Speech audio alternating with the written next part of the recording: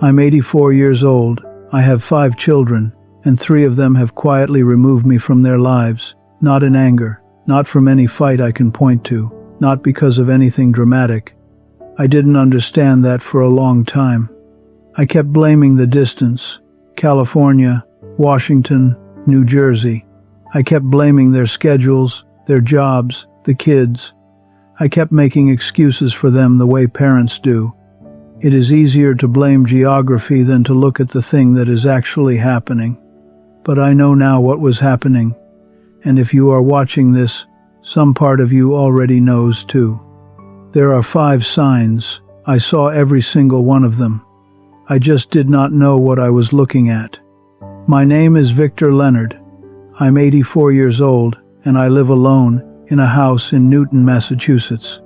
It's 3,200 square feet, 4 bedrooms, a kitchen my wife designed herself in 1978. I have the maple tree in the backyard I planted in 1973. And I have 7 notebooks in the drawer of my nightstand that I've been filling for the last 12 years. What's in those notebooks is what I'm going to tell you today. But before I get to that, you need to understand who you're listening to. By the time I'm done, you'll understand something. A man who built this whole family with his own hands ended up watching most of it leave the room without anyone ever raising their voice. I was born in Brockton, Massachusetts in 1940. My father worked the floor at a shoe factory on Montello Street until he was 67. My mother raised 5 children in a 3-bedroom house where 2 of the bedrooms had no heat in winter. I tell you that so you understand something about how I was made. We did not come from people who talked about feelings. We came from people who showed up. You worked, you stayed, you didn't leave. That was the whole language of love in the house I grew up in. Patricia and I got married in June of 1963. I was 23. She was 21. She had a laugh you could hear 3 rooms away. And she had a way of making every person who walked into her kitchen feel like she'd been expecting them. Like she'd set a place at the table before they knew they were coming. We bought the house on Westover Road in Newton in 1971. Paid $48,000 for it. We had Michael by then, born in 1965, and Rebecca in 1967. David came in 1971, Susan in 1974, and Caroline the youngest in 1978. The same year Patricia finally got the kitchen she'd been designing in her head for a decade. 5 children, 4 bedrooms, a yard, a maple tree, and a tire swing. I hung in the summer of 1976 that all 5 of them used, even Michael, who was 11, and thought he was too old for it. We were loud. Dinner was loud. Holidays were loud. I coached Little League for 8 years. Patricia ran the PTA for 6. I worked long hours in my 30s, 12-hour days at the engineering firm on Summer Street in Boston, sometimes Saturdays. But we were present. We showed up for things. And here is something I believed about showing up. I thought it taught your children that love is expressed through presence, through staying, through being there. I thought that lesson had taken root in all 5 of them. Now I believe something different. Most parents spend their whole lives being the mortar between the bricks.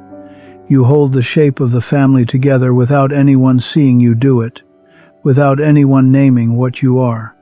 And when you are gone, or when you are suddenly alone, the bricks find out something. They never actually learned to hold on to each other. Patricia was the mortar in our family. I didn't know that until she was gone. She died in 2008, pancreatic cancer, 11 weeks from diagnosis to the end. That is another story, and not the one I am telling today. But I mention it because all 5 signs I'm about to describe, nearly all of them began after she left. Or maybe they had already begun, and I just didn't have anyone left to look at instead of what I was seeing. Michael is in San Jose, California now. Rebecca is in Washington, D.C. David is in Hoboken, New Jersey. Susan lives in Concord, Massachusetts. about 40 minutes from this house. Caroline lives in Needham, 20 minutes away. 5 children, 2 of them within 40 minutes of where I sit right now. I want you to hold that.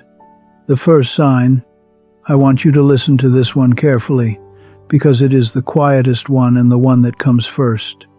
The calls get shorter, and then, slowly, they stop calling first.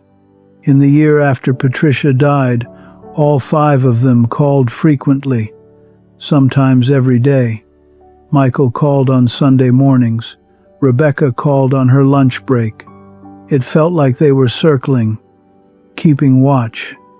I didn't love being watched like something that might fall, but I understood it. Grief makes people hover.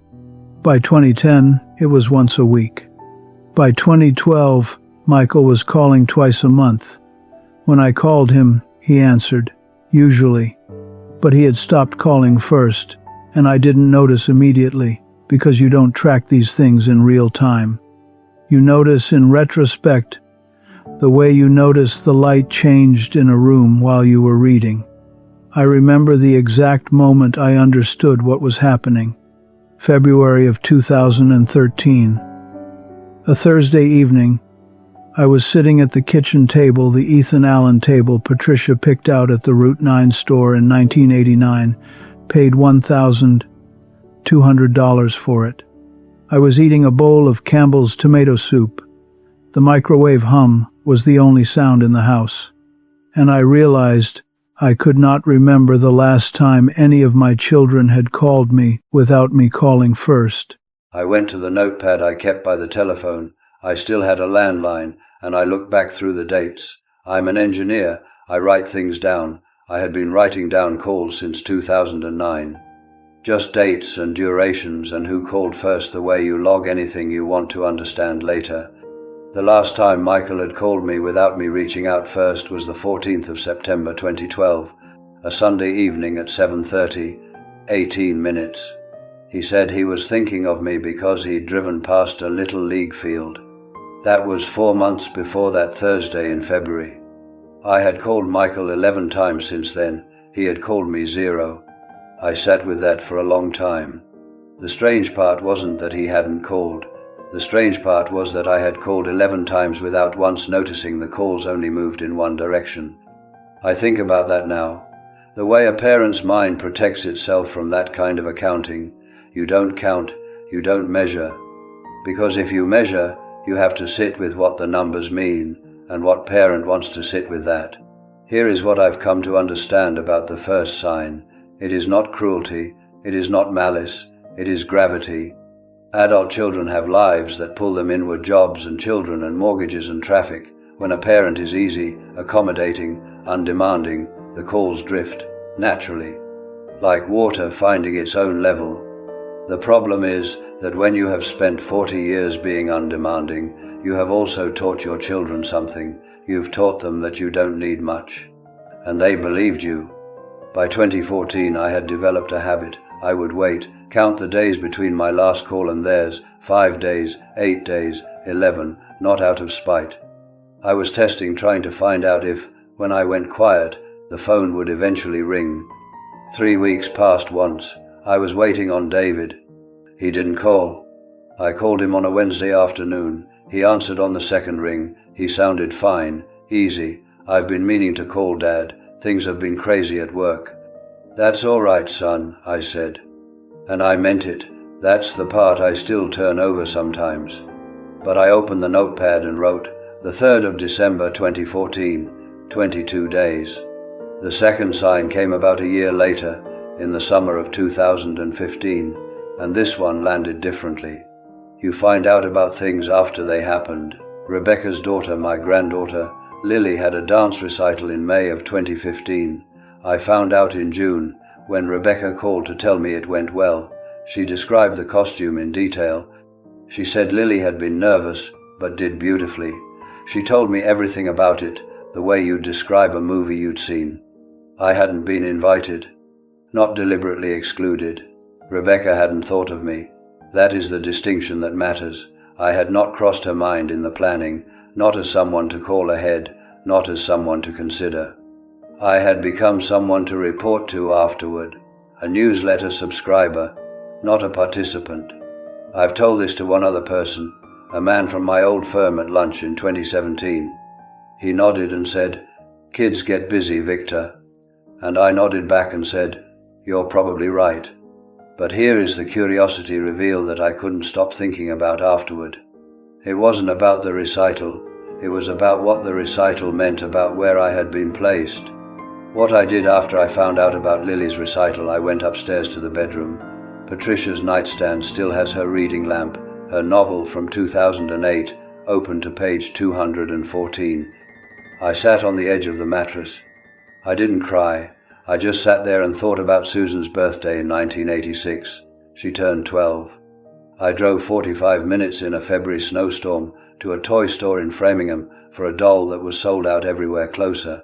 I stood in line for 25 minutes, got home at 7 p.m., party half over. And when she opened that box, her face, you can't describe a child's face when they get what they were hoping for. I wondered, sitting on that mattress, whether Susan remembered that afternoon. Then I wondered if it mattered whether she did. The third sign followed the second within months, and this one is the one nobody ever says out loud. Your questions start getting surface answers. How are you, David? Good, Dad. Busy. How are the kids, Michael? They're great. Growing up too fast. How's work going, Rebecca? Crazy, but good. They are not lying. Those answers are technically true, but they are the answers you give a coworker you pass in a corridor. They are not the answers you give to someone you trust. Around 2016, I noticed I had not had a real conversation with 3 of my children in years. A real conversation where someone tells you something they haven't told another soul. Where someone asks you something because they want your actual answer. Where the talking goes somewhere neither of you planned to go. Michael used to do that. In his 20s, he called me when he was confused, a job decision, a woman he was seeing, whether to move to California. He asked my opinion. He told me things that mattered. The last time Michael told me something that mattered, I can name it exactly. November of 2011. He called to say he was getting a promotion. But more than that, he told me he was scared he wasn't ready. He said they would see through him eventually. And I said, Michael, they promoted you because they see what I have always seen. A pause. Then, thanks, Dad. That was the last real conversation we have had. I write that and I still can't fully believe it, but it is what the notebooks say. After 2012, I got the corridor answers. Every time, year after year, and I've had a long time to think about why. Here's what I believe now. Somewhere along the way, I became someone my children managed rather than someone they confided in. I can't name one thing I did to cause it. I can't fully claim I did nothing. Parents are complicated that way. The same distance that made me easy to live with may have made me too far to reach. The fourth sign I almost missed entirely. They stop asking for your opinion. Not arguing with it, not dismissing it, simply not requesting it. The question never comes. Susan remodeled her kitchen in 2017. I found out when I visited in August and walked in to find new countertops, new cabinetry, a completely different layout, beautiful work, expensive, and at no point during the months of planning had she thought, I should ask Dad. He is a structural engineer with 40 years of experience. He might have something useful to say about load-bearing walls and ventilation lines. She showed me the kitchen proudly. I ran my hand along the countertop. Susan, I said, this is beautiful. And I meant it. But I drove home that afternoon and wrote, the 14th of August 2017, kitchen, was not asked. I want to be honest about something here because I think it matters. I was not asked. But I also wonder, when I look back, whether I had made my opinion feel like a burden somewhere along the way, whether my expertise had ever come across as correction. There's the measuring, the noting, the way I look at a room and see its structure before I see its warmth. Maybe that had turned me into someone they learned not to invite into decisions. I don't know the answer to that. I've sat with the question for 7 years and I still don't know. What I know is that by 2018, 3 of my children had stopped asking, and when they stopped asking, They also stopped including me in the thinking. And when you stop being included in someone's thinking, you are no longer part of their present, you are part of their history. There's something about getting older that forces you to see things you spent decades looking past. Not because your vision improves, it doesn't. Because you finally have enough distance from the beginning to see the whole shape of it. I started noticing something else around that same time, in 2018. It wasn't the absence of a phone call or an invitation. It was smaller than that, and somehow worse. I noticed that when I did speak, my children had started finishing my sentences for me. Not rudely, gently, the way you finish a sentence for someone whose thoughts you've already memorized. Someone whose opinions you've heard so many times you no longer need to hear them again. "Dad's gonna say the porch needs painting," Susan said once at a family barbecue, before I'd opened my mouth. Everyone laughed. I laughed too. But I went home that night and wrote it in the notebook. Not because she was wrong. She wasn't wrong. I probably would have said exactly that. The thing I couldn't shake was the realization underneath it. Somewhere along the way I had become predictable enough that nobody needed to actually listen to me anymore. They already knew what I would say. So they said it for me, and moved on to the next thing. I wonder sometimes if that's the real cost of being steady your whole life. People stop checking in on what's actually happening inside you, because they've already decided they know. None of this happened in dramatic fashion. That's what I need you to understand. There was no blow-up. No holiday where someone said something unforgivable and everyone drove home in the dark. No fight over Patricia's estate. She didn't have much to leave, and the children divided what there was without argument. No single incident I can point to and say, that is where it broke. It was quieter than that. And quiet, I have learned, is harder to survive than noise. You can argue with noise, you can point at it. Noise is evidence of something living, quiet is just absence. And you cannot confront an absence, you can only feel it. Between 2015 and 2020, the pattern held. I called. They answered most of the time. I visited when invited. I was invited less. I sent cards for birthdays and holidays. I sent checks for the grandchildren, some of whom I hadn't seen in person in over a year.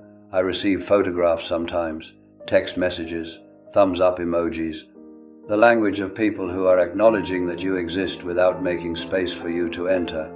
Caroline, who lives 20 minutes away, 20 minutes, called me once in the month of October 2019. Once, my birthday, Sunday night at 9:14 p.m. The call lasted 6 minutes. She said she'd been meaning to call more. She said things had been hectic with her kids.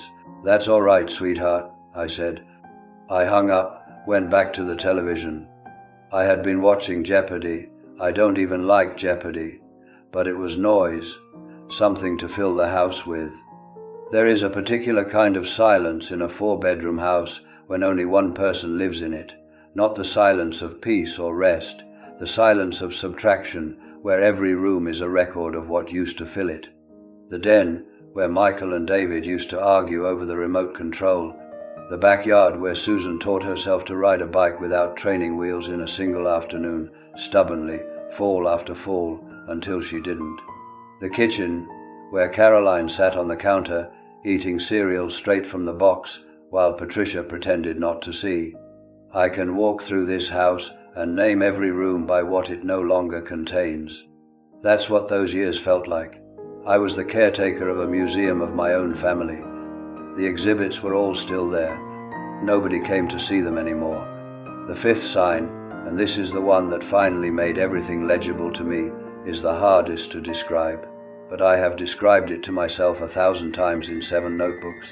When you do visit, you feel like a guest in a stranger's house. September of 2018, I flew to San Jose to see Michael. He has a beautiful home, a lot of glass and open space, very modern, nothing like the house on Westover Road. His wife, Angela, is a polite woman. She made up the guest room. When I walked in, there were folded towels at the foot of the bed and a small basket of toiletries on the dresser, like a hotel. I was there for 4 days. On the second evening, Michael and Angela had friends over for dinner, 8 people, good food, good wine, laughter. I sat at the table. I smiled when people laughed. I answered when someone turned to me. But I was not part of that room in any way that actually counted. I remember forming this exact thought while sitting there with a glass of wine I hadn't touched. I was the guest of honor at a party nobody had actually planned for me. Michael said good night at 10 p.m. warmly. He put his hand on my shoulder when he said it. I went upstairs to the guest room with the hotel towels and lay in the dark staring at the ceiling for a long time. I thought, I have never felt more alone in the presence of my own child. There is something that happens when you are 80 years old, lying in the dark in your son's guest room, 3,000 miles from your own house. You stop asking who is to blame. The question just quietly leaves the room. What replaces it is something harder and more useful. You start asking what you were looking at all those years that you didn't understand you were seeing. I had seen all 5 signs. Over more than a decade.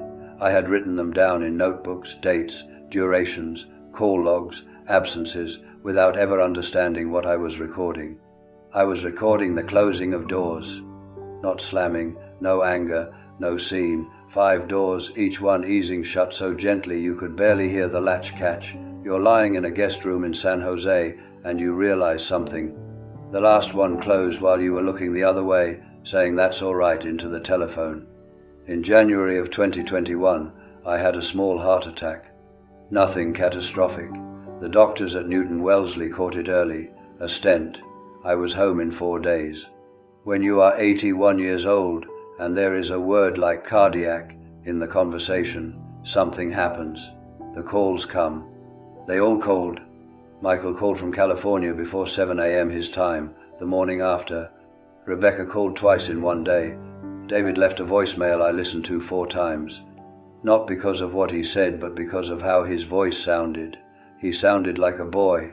He sounded like David at 12 calling from a friend's house to make sure I was there. Susan drove to the hospital. She sat with me for 6 hours the day I came home. She held my hand while I slept. Caroline came the next morning. She walked in with a container of chicken soup from a place on Chestnut Street in Newton Center. I have been going there for 30 years. She sat in the chair by the window. She didn't fill the silence with much. She never has. She got that from me.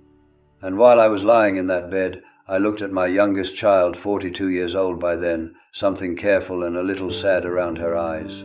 I thought about all 5 signs, the shortening calls. The recital I didn't know about until it was over, the corridor answers, the kitchen I wasn't asked about, the guest room with the hotel towels. I did not bring any of it up, not then. But a few weeks later, when I was steady, I called each of them, one at a time, and I didn't ask for an explanation or an apology. I asked one question. I said, "Tell me something real." To Michael I said it plainly, "I don't want a report. Tell me something real." There was a long pause, and then he said, "I don't know how to talk to you, Dad. I never really did. I always thought you just understood everything without needing to be told." "I'm 81 years old," I said. "I understand very little without being told." He laughed, a small, genuine sound, the kind of laugh that comes when something true is named.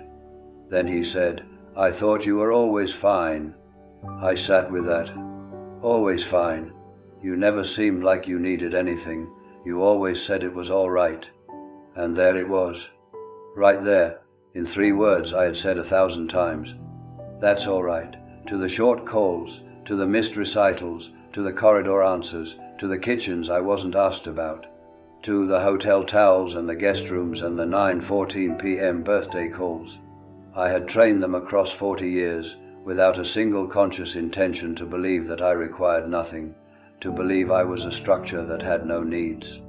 And when Patricia died, when the one person who had given the family its warmth and noise and center was gone, I didn't fill that space. I kept saying that's all right. I kept picking up the phone. I kept writing the dates in the notebooks without ever saying to any one of them, "This is not all right. I need more than this."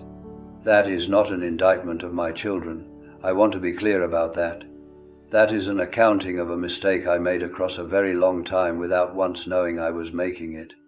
I thought I was being strong, being easy, Not being a burden.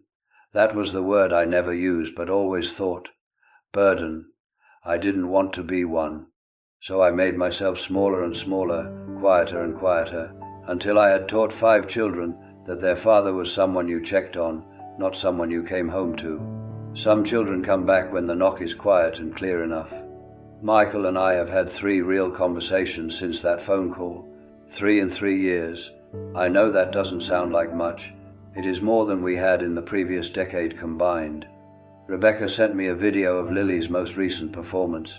Lily is 20 now, studying theatre in college. In the message Rebecca wrote, "I should have thought to bring you to the first one, Dad. I'm sorry." 2 sentences. 16 years late. I read it 4 times. David hasn't called. Not since January. It's been 6